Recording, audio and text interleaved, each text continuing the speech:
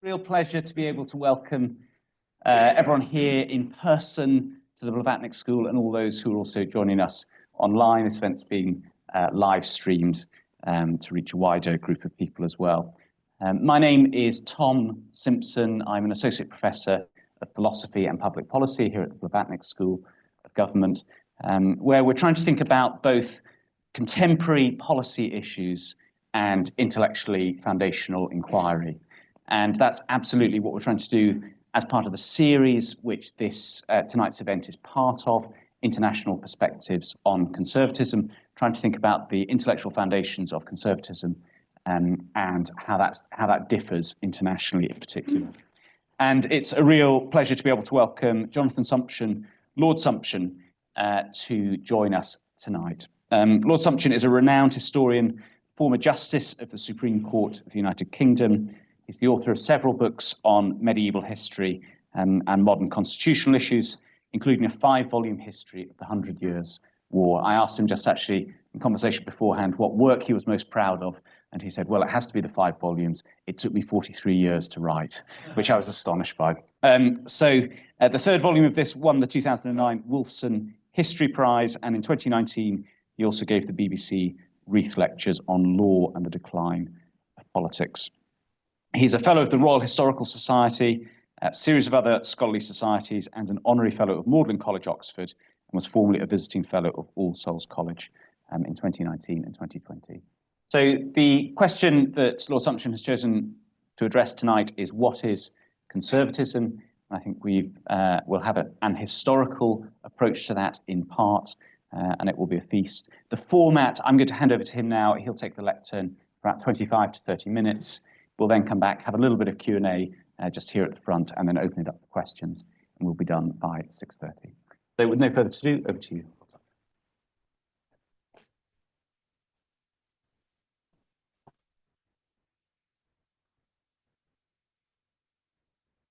Well, this series of talks is entitled International Perspectives on Conservatism. Whoever devised that title obviously had a touching faith in the value of labels.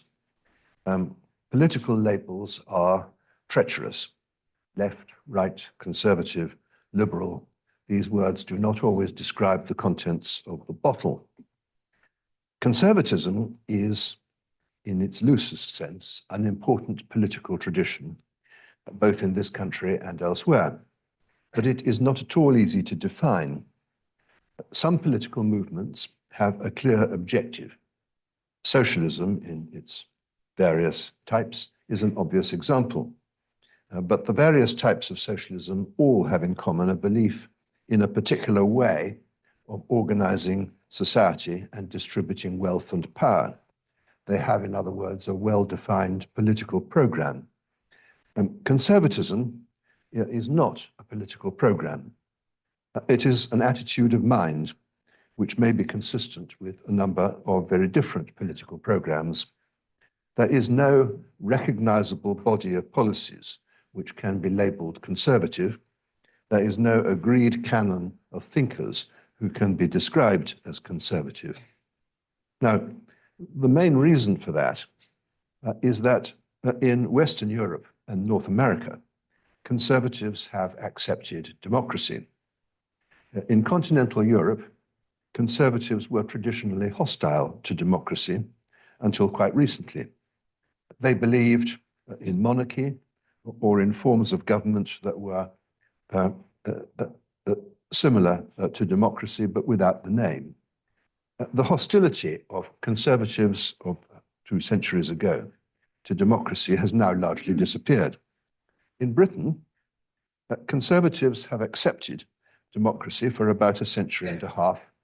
In the United States, a little bit longer. Indeed, in Britain, conservative or conservative-dominated governments were responsible for major expansions of the franchise between the 1860s and the 1920s. The conservative acceptance of democracy has had a profound effect on conservative policy positions. Conservatives are traditionally more interested in power than in doctrinal purity. In order to be elected, they have to compromise with the rising demand for social and economic security, which is characteristic of all mass democracies. That has involved major concessions to what have traditionally been more liberal positions. In Britain, Conservatives have, over the past 2 centuries, accepted free trade, trades unionism, old age pensions, the welfare state, and decolonisation, all of which were part of the liberal agenda that they once opposed. In France, Conservatives brought to power in the 1960s and 1970s. They bought power in that period by creating one of the most elaborate and expensive systems of social benefits and employment protection in the world. Conservatives believe in rights of property, but because they compete in a political marketplace, they have to answer the classic question posed by Joseph Chamberlain during the general election of 1885: what ransom will property pay for the security that it enjoys? The size of the ransom has always depended on the political weight of their opponents. Sir Roger Scruton, I think, put it well. Conservatism, he wrote, is the politics of delay, the purpose of which is to maintain in being for as long as possible the life and health of a social organism. Now, that was one of the reasons why Friedrich Hayek, who shared many, perhaps most, of the opinions and certainly most of the enemies of the conservatives of his day, denied being a conservative himself. Hayek believed that the meaning of conservatism was constantly shifting in response to the offerings of competing ideologies and shifts of electoral sentiment. It was therefore, he thought, fundamentally unprincipled and incoherent. Now, that is a very common criticism. In fact, the most vocal critics on those lines are not liberals like Hayek, but other conservatives who regard their fellows as insufficiently robust and would like them to go for something more red-blooded. These conservative absolutes have hitherto always failed, and mainstream conservatives have continued to adapt in any event. Now, that is why they have been the dominant political party in the United Kingdom for so long. However, from whichever direction the criticism comes, I think that it actually misunderstands what conservatives really stand for. So what does define a conservative? I think I would identify 4 strands of conservative thought, which can be traced through the whole history of political conservatism. They are related and they, to some extent, overlap. The first and most fundamental of them is a belief in the organic development of human societies and in the cumulative wisdom that every human society derives from its own past. Conservatives do not reject change in principle, but they believe that societies should evolve spontaneously in accordance with their own tradition and within the framework of their existing institutions, because those things reflect their collective experience. Societies ought not to evolve in accordance with the blueprint of an overreaching lawgiver. So conservatives are naturally skeptical of abstract ideas.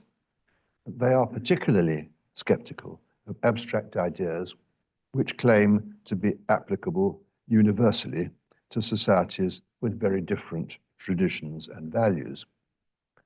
It isn't desirable, conservatives say, and may not even be possible to redesign human societies in accordance with a plan whose only guiding principles are rationality, logical coherence, and some abstract notion of justice or fairness. Historically, attempts to do this have generally ended in failure or violence or a combination of the two. John Rawls' A Theory of Justice is one of the 20th century's most celebrated works of political theory. It epitomizes everything that a conservative rejects. And that leads me naturally to the second defining feature of conservatism. Conservatives do not believe in the perfectibility of mankind. Whatever may be their religious beliefs or lack of them, conservatives believe in original sin in its political sense. They believe that a society's institutions must accommodate men and women as they actually are. People are not without altruism or moral principles, but altruism and moral principles cannot be imposed. They are always tempered and sometimes completely displaced by self-interest and prejudice. Conservatives have traditionally been suspicious of idealism because it denies the reality of human life. It usually depends, as Marxism classically depends, on the transformation of the human character by political means. Thirdly, conservatives are not nationalists in the aggressive international sense of the term, but they do believe in the nation. The nation is the indispensable political unit.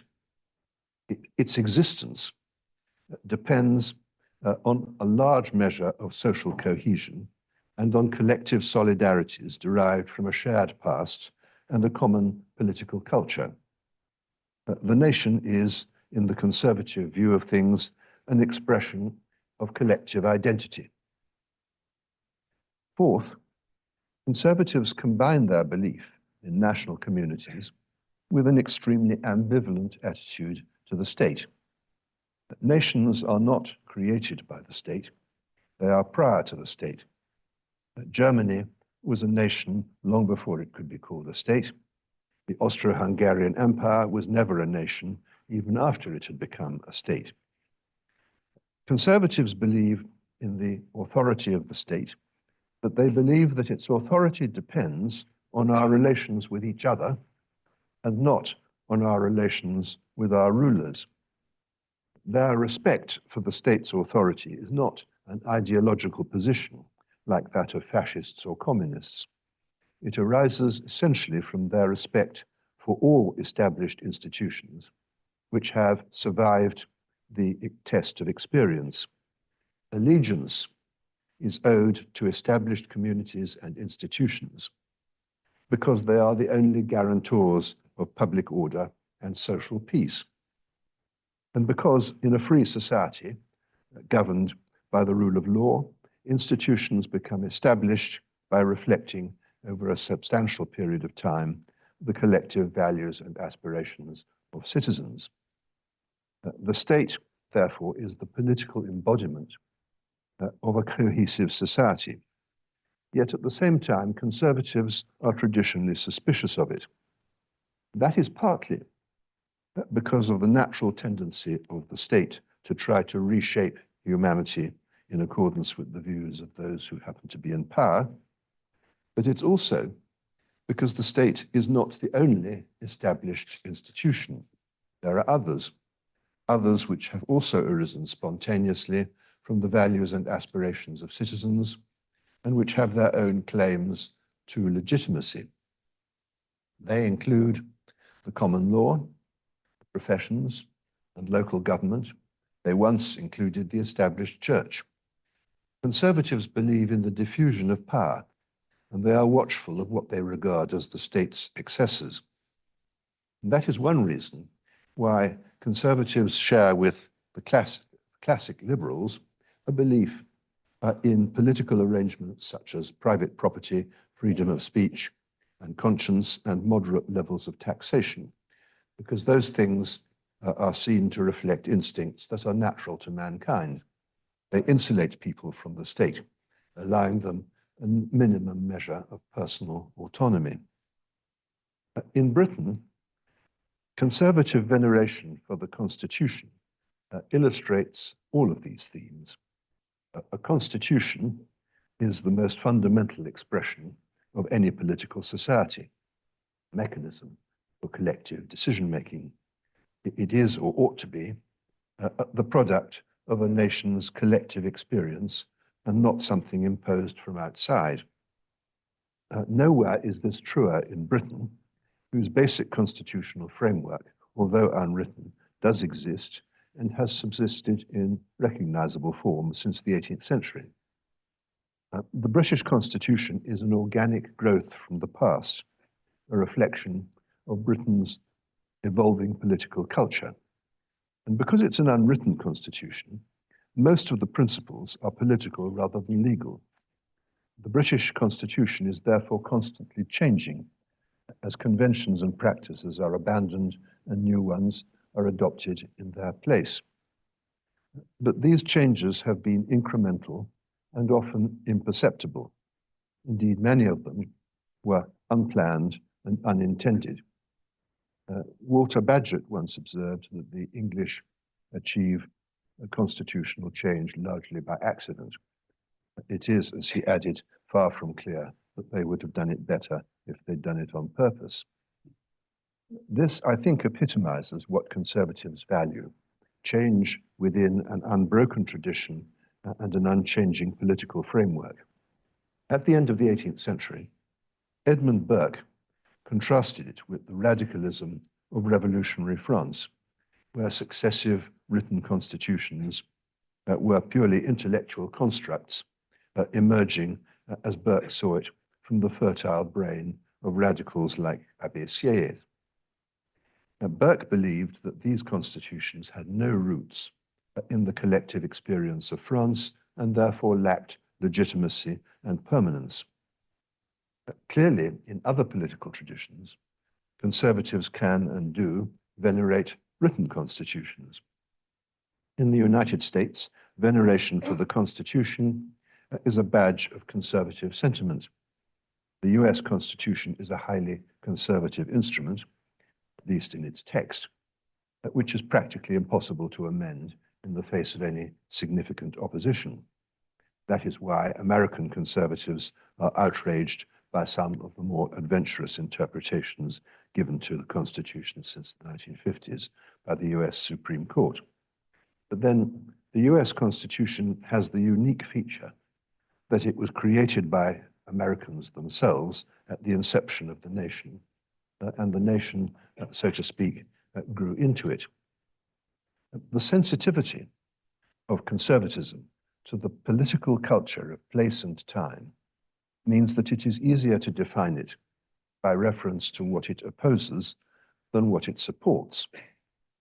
The opposite of conservatism is not socialism or liberalism, fascism or communism, although conservatives are opposed to all of those things. The opposite of conservatism is radicalism, of which these are simply examples. Radicalism is the belief that you can pull up a plant by the roots and plant something better instead. If I can pursue the plant analogy for a moment, conservatives accept change, but their preferred technique is a sort of gentle hybridization. Now, all of this means that conservatism is a chameleon. The political measures that can properly be called conservative will inevitably change from one generation to the next and from one country to another. Conservatives in Britain began as the defenders of the landed interest, while liberals were the party of business. When the main opposition to conservatism became from socialists at the beginning of the 20th century, the conservatives became the party of business in the place of the liberals. It's a classic illustration of the way in which conservatism has evolved by responding to the enemy of the moment, the enemy being very different. Textile magnates, steel makers, brewers were liberals in the 19th century, but conservatives in the 20th. Now, this is often misunderstood by those who regard conservatism as a right-wing position. It isn't. The dichotomy between left and right is a very inadequate taxonomy anyway.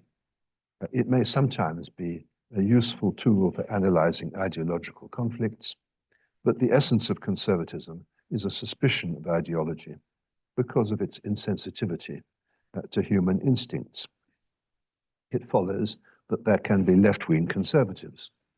In Britain, Harold Macmillan I think, could fairly have been described as a left-wing conservative by the standards of the time in which he lived, which is one reason why he felt so out of place in Mrs. Thatcher's Britain. For much of its history, British trades unionists have been a profoundly conservative movement. It follows that many right-wing positions, which are commonly called conservative, are really nothing of the kind. The so-called hard right is usually radical, not conservative. Neoconservative economic doctrine, for example, has been adopted by many conservative parties across the world. It may or may not be sound policy, I'm not going into that, but it is clearly not conservative policy.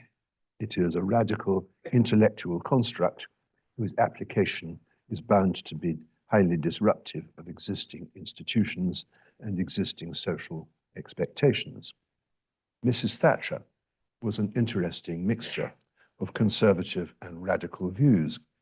Her belief in markets, her attack on alternative centres of power, such as local government, civil service, trades unions, and the professions, may or may not have been justified, but it was a very unconservative position. Indeed, it is arguable that Tony Blair was a much better conservative than Mrs. Thatcher was. Now, this programme of talks is about international conservatism, but it will be obvious from what I have said that there can be no international consistency about conservative thinking, because conservatism is too sensitive to historical traditions and collective sentiments which are inherently national. British conservatism is, as I have said, respectful of the authority of the state, but it isn't authoritarian. Until recently, the same was broadly true of American conservatism, which was traditionally rooted in Christian values, limited government, and provincialism. It reflected the autonomy of the states of the US and suspicion of the encroachments of the federal government. Now, these factors, most of them have very little traction outside the United States. The traditional repository of conservative sentiment has, certainly in the last century, been the Republican Party. But Donald Trump is not a conservative. He is a radical and destructive spirit who represents a revolution in the outlook of his party. He belongs in the same political tradition as Putin and Xi, both of whom he is on record as admiring. I think his closest British analogue was probably Oswald Mosley. Mosley was not a conservative either. The conservatism of the European continent is of a completely different order. French conservatism has traditionally been fundamentally authoritarian. Its roots lie in the traditions of government represented by the pre-revolutionary monarchy and the Napoleonic constitutions. Its founding father, so far as it has one, is the Savoyard lawyer of the early 19th century, Joseph Le Maistre. For many years, conservatism in France was focused on the provinces, the Catholic Church, and the army. The last representative of that tradition was probably Marshal Pétain. French conservatives have accepted democracy since the Second World War, but the authoritarian instinct is still very much present in the Gaullist constitution of the Fifth Republic. Now, these can fairly be described as conservative positions, but they are very different from the positions taken by British conservatives. By way of contrast, the authoritarianism of the German right is not conservative at all. It was originally a monarchist movement, especially in the aftermath of the abolition of the monarchy in 1918. It has traditionally been characterized by a radical and disruptive form of aggressive nationalism. Its ethos is essentially totalitarian. The future of the Conservative Party is currently uncertain, but I think that one can be confident of the future of conservatism as a political philosophy, precisely because it is an attitude of mind and not a political program. It is indestructible. Radical change disrupts the solidarities which make a political community. It undermines long-standing expectations. Conservatism is a necessary response, reflecting the resistance of any cohesive society to rapid or disruptive change. It provides friction, the stickiness which slows down and moderates radical change without necessarily blocking it. I think it was well put by Edmund Fawcett in his recent book on conservatism, who said that if politics was chess, liberals would be white. They have the first move. The function of conservatives is to oppose. In his book, The Case for Conservatism, which is one of the most eloquent statements of the conservative position that I know, Quentin Hogg, later Lord Hailsham, described conservatism as, as he put it, a constant force performing a timeless function in the development of a free society and corresponding to a deep and permanent requirement of human nature itself. I think that is a valuable insight. It followed, as Hogg went on to say, that conservatives can afford to be patient. He went on to say this: "We have seen off many more dangerous opponents," he wrote. "Roundheads, Whigs, Chartists, Radicals, Irish nationalists, Liberals, where are they all now? In due course, we may confidently expect to attend, not without a certain regret, the obsequies of the Labour Party.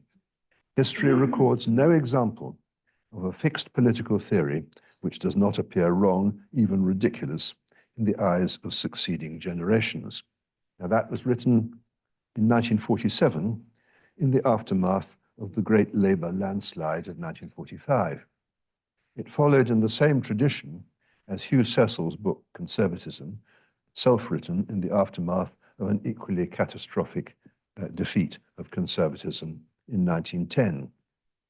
Both of these events provoked a great deal of reflection on what it meant to be a conservative. Conservatives are in the same position now, and I suppose it remains to be seen whether they will re-examine their own intellectual roots with the same degree of honesty. Thank you for listening to me.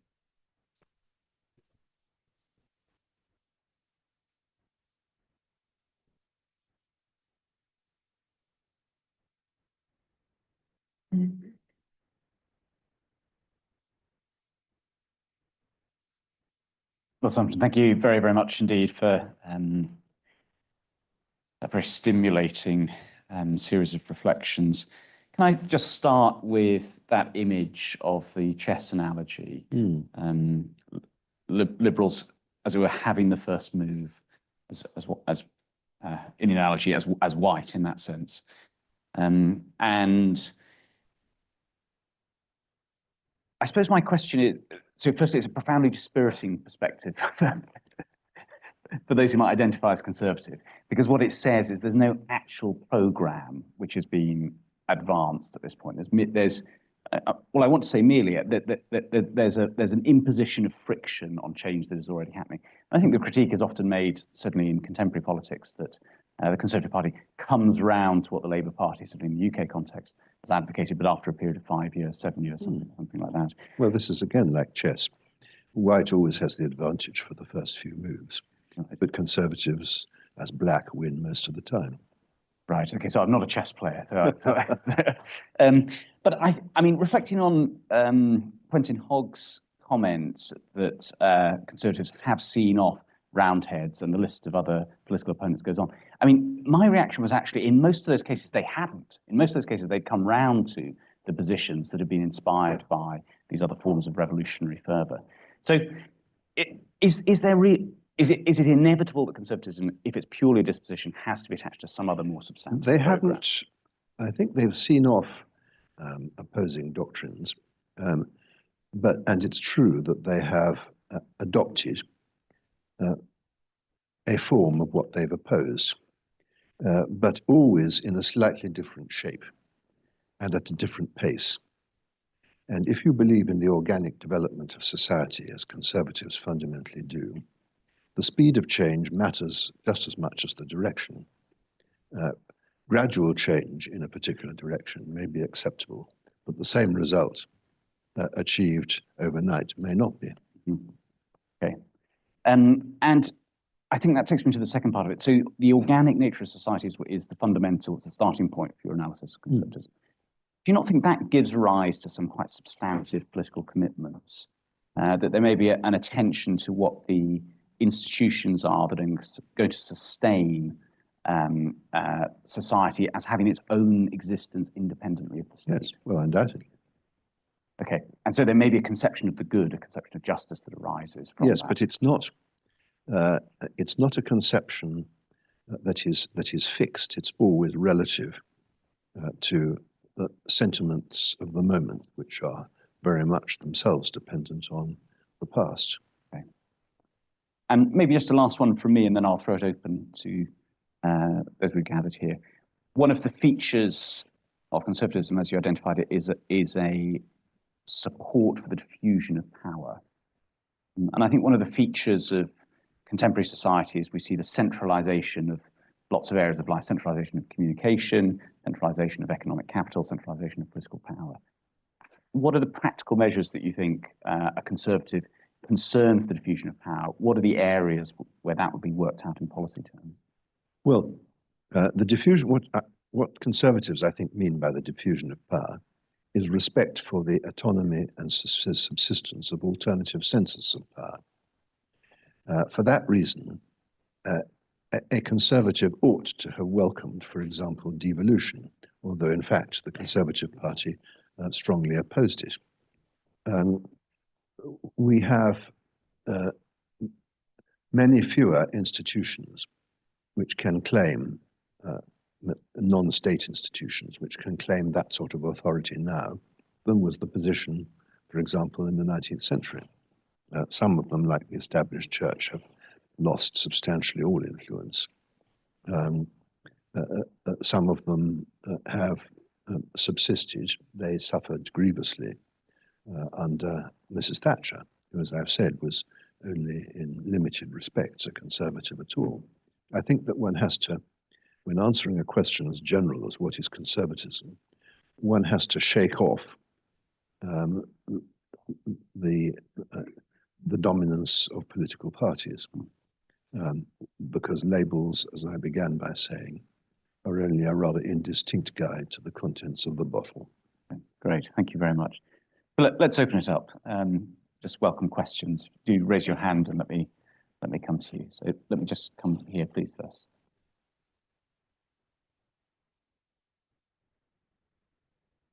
Hello, my name is Muhammad Ali Hatta. I'm from Jakarta, Indonesia. I study politics in the University of Hull. I'm currently doing an assignment, and it's related to conservatism. The model is called Political Thought of the Right. So the question is, critically assess the rule of law. How do I start on that? And then how it relates to conservatism. Thank you. Well, that's a very large question indeed. I think that, and I find it rather difficult to work out how much of what I'm saying is an analysis of conservatism and how much of it reflects my own views, although actually I'm not a conservative. Rights are a creation of the intellect, and rights are therefore likely to be things of which conservatives are suspicious, except in the case of those which are essential to make society function as a coherent organism at all. So you have, for example, rights to be protected from violence, rights without which society is simply a contest in the deployment of force. You have a right to go before independent courts. You have a minimum of rights which are necessary for you to be a cohesive society at all. And I think a conservative would accept all of those. a conservative who accepts, as British conservatives do, democracy, would also accept rights such as freedom of assembly, freedom of speech, and so on, without which democracy can't operate. I think that that rights other than that are a classic liberal position. They are an intellectual construct based on the perfectibility of mankind, and I would expect conservatives to be highly suspicious of them, as indeed the current Conservative Party is. And why are they based on the perfectibility, humanity, rather than the Because, as a bulwark against our imperfection? well, is there a difference? I mean, of course, it's both. I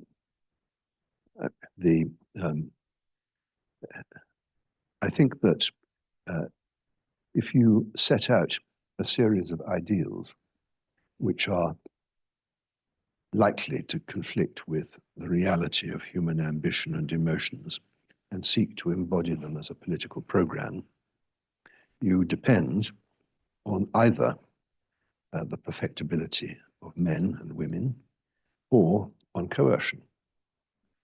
I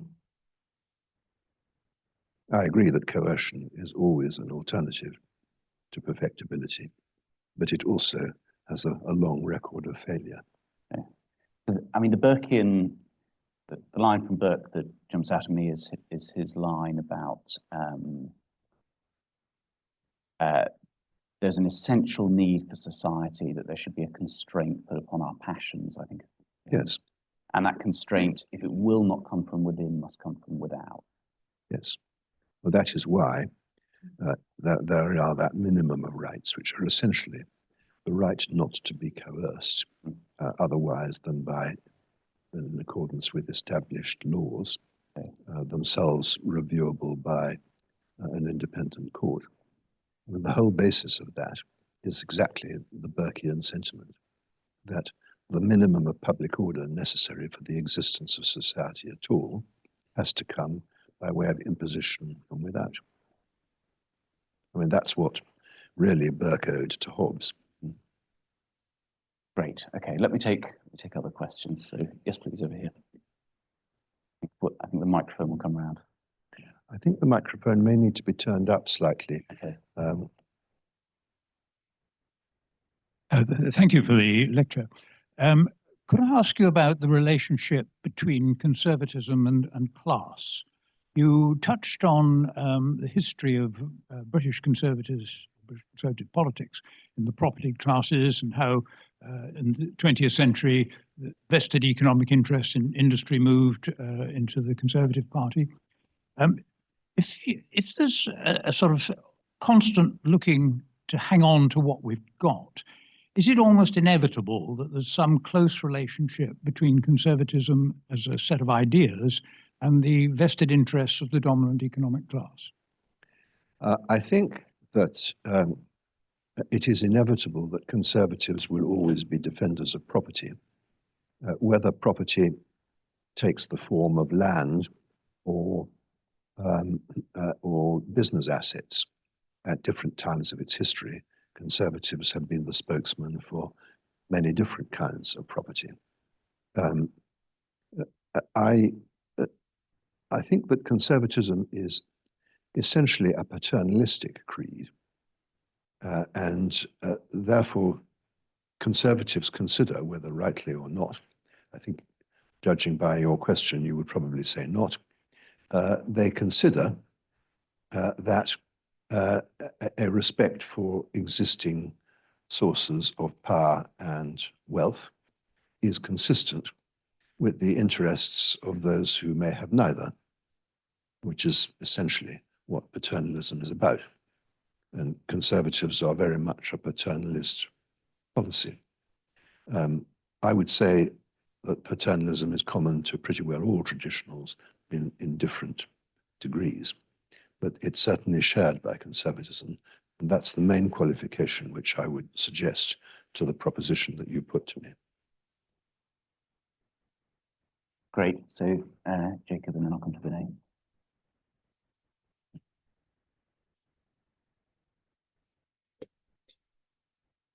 Thank you very much for a fascinating address. So I have a concern about the epistemology, if you will, of how we actually identify who conservatives are. So you did suggest at the end that you wish to sort of shake off the dominance of political parties, but sometimes throughout the address there was a sort of operative assumption that conservatives with a big C are also conservatives with a small c.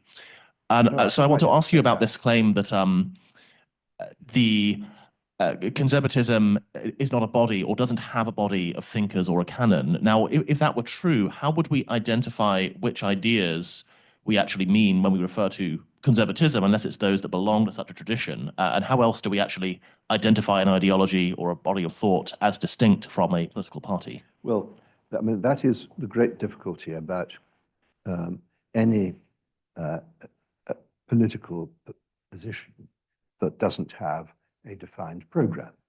And I mean, it's right that there's a circularity about this. You ask yourself, which authors of political treatises can one describe as conservative?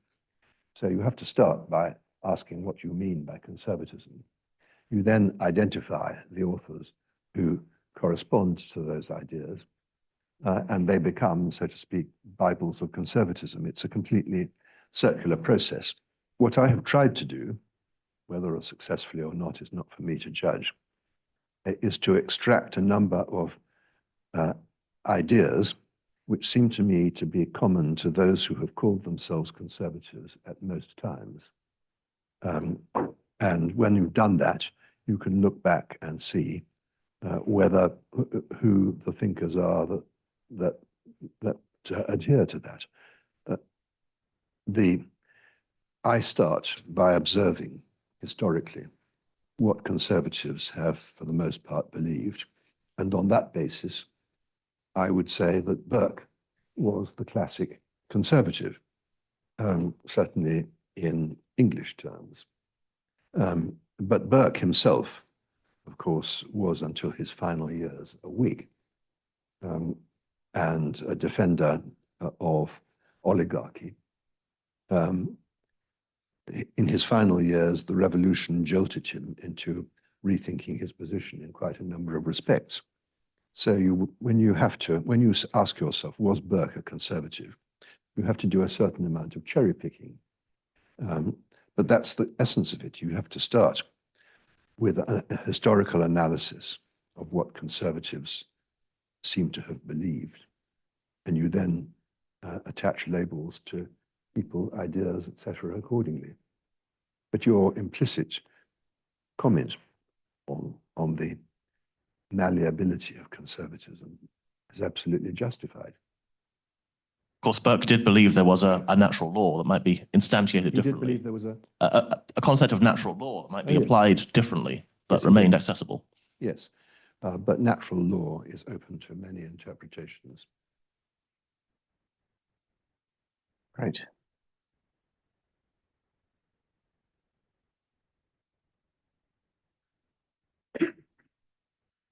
Thank you, Lord Sumption, for being here and a great address. I wanted to, I was wondering if you could expand on, you started by saying that conservatives believe more in power over ideology, on keeping power over ideology. And then you said you didn't feel that Margaret Thatcher or Trump were conservatives from your definition. They certainly believed in power. They certainly believe in power, yes. But would you say then, if it's hard to define a conservative, could you expand more on why you think Margaret Thatcher or Trump are not conservatives? And is there a case for, if a conservative sets a program of thought, it's viewed as radicalism, or is it a defense of their original conservatism?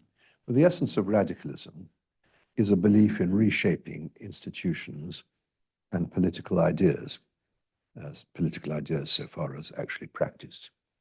And in doing so, by the light of usually reason, or alternatively, it could be some foundational theory, like Marxism.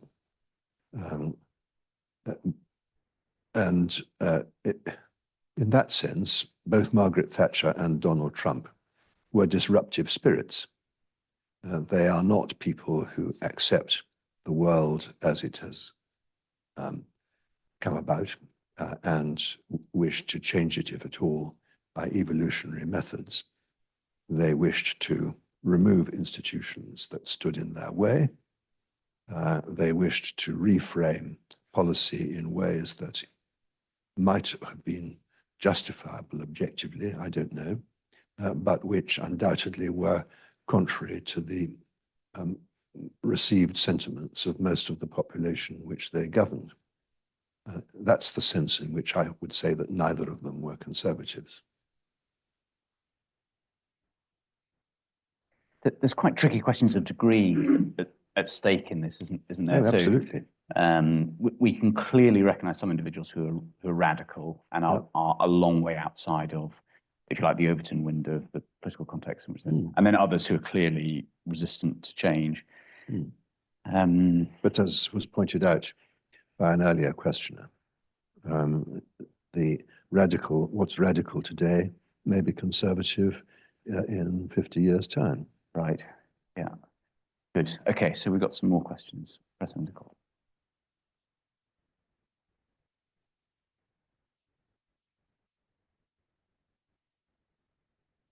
Thank you. I have a historical question. You took us back to the late 18th century. Quintin Hogg gave Roundheads as an example. Is conservatism as an ism, is it a modern thing, or were there conservatives in the sense that you've been unfolding in the Middle Ages, early or late? Not in the Middle Ages. I mean, you could say, I suspect, that everybody was a conservative in the Middle Ages, so there was nothing to oppose or to conserve. I think that you can recognize the attitudes which I've tried to describe as early as the 17th century, but they did not acquire coherence or any kind of institutional existence until the aftermath of the French Revolution, which was intellectually and culturally a seismic event, obviously. I mean, it was the event which caused Edmund Burke to rethink his position and to arrive at conclusions which were essentially conservative. And the institutional coherence of conservatism comes about really in the 1820s and 30s. Thank you.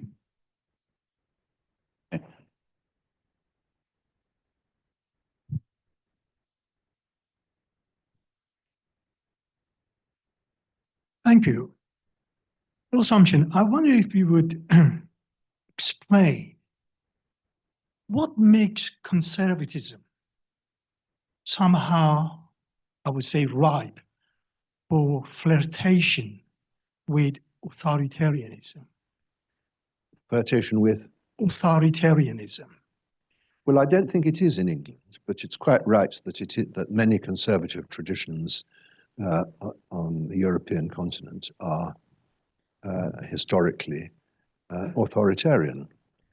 I would say that, I mean, it's quite difficult to identify conservatives in Germany. Though I think the traditional conservative party in Germany is probably AfD, which is undoubtedly an authoritarian movement. A better example is probably France, because conservatives there have essentially, in response to the fractiousness of their opponents, derived an overriding principle of public order, which has led to a very authoritarian constitution.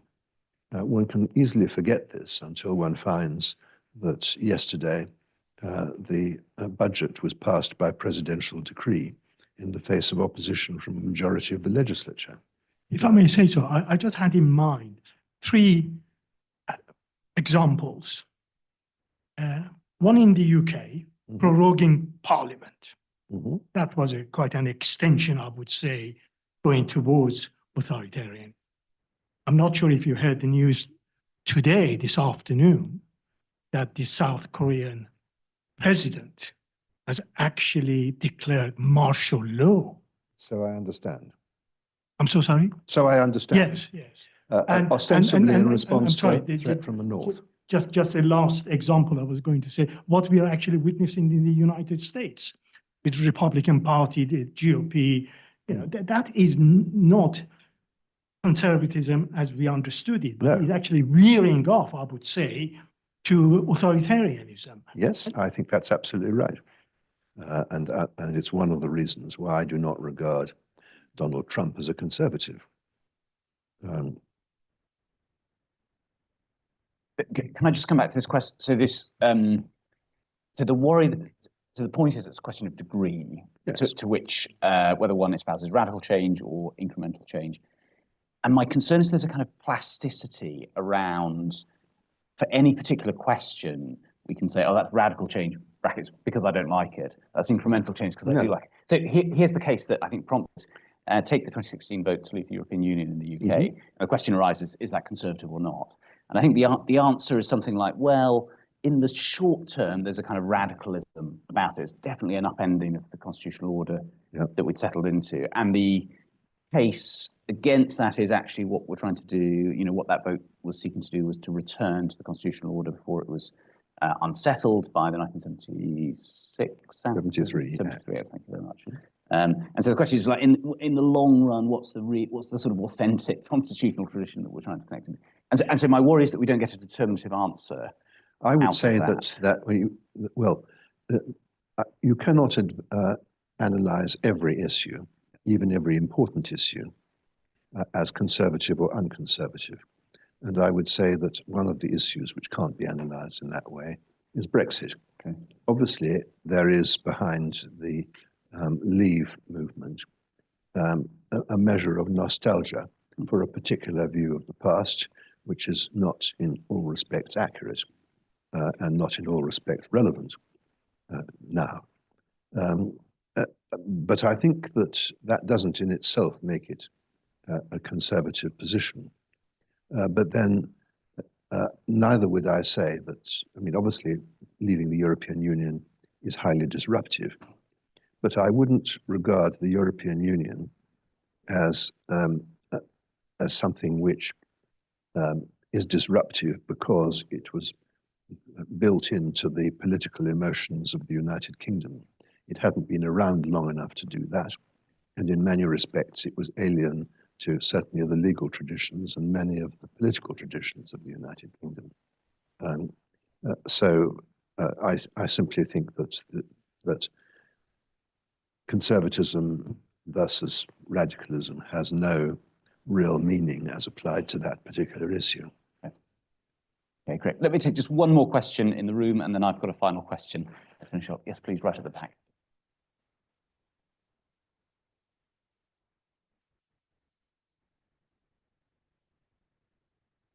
Thank you so much for your lecture today. I was just trying to understand these terms more precisely, and I understand the political spectrum and other things were defined, and we understand aftermath of French Revolution.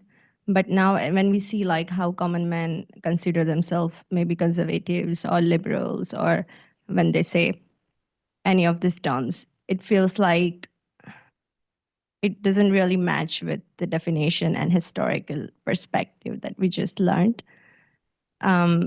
Is it like people are understanding in a different perspective what is conservatism or liberalism? Are we like mixing all approaches in real life? Like I'm talking in perspective of common person. Well, yes, we are to some extent, because both conservatives and liberals are to some degree believers in an evolving body of thought. And, that's why what a liberal regards as essential now is so different from what a liberal would have regarded as essential a century ago. And the same applies to conservatism. I hope I've understood your question. If not, do feel free to re-ask it.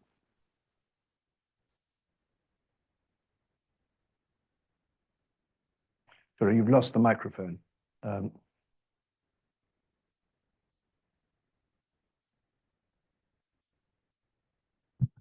So yes, I think so. You just answered my question. I just was trying to understand when one calls themselves conservative or the liberal, they are not essentially fits into that definition as we understand. Well, the people who called themselves by those titles 50 years ago were believers in things that we would not regard as in the same light. That's absolutely true. But that's an essential part of any body, any way of thinking, which in practical terms evolves over time. Yeah. And maybe I can just close with a final question. So the UK obviously has a place in the intellectual history of conservatism, in part because of the UK's political history of relatively continuous political development. It has an unbroken institutional tradition.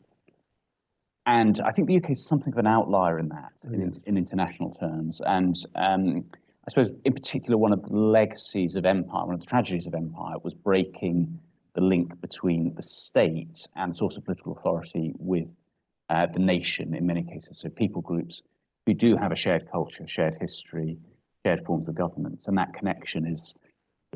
I don't think it severed it. What it did mean is that Britain governed its colonies in a way which was very different from the way it governed itself. I think that a contrast to that would be France, where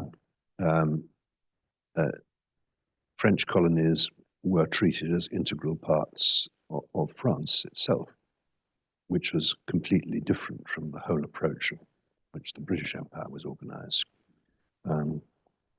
So I think that in the case of France, certainly while France controlled large parts of North Africa, the point that you make was absolutely right. Not sure that it was ever right in the case of Britain. And I suppose the thought is some of the political instincts that you've identified as underlying conservatism, they come apart in many post-colonial contexts. Yes, it's very difficult to find. They do. Yeah, okay, great. Thank you very much. We're at 6:30. It's been a really stimulating discussion. Will you join me in saying thank you very much to Lord Sumption?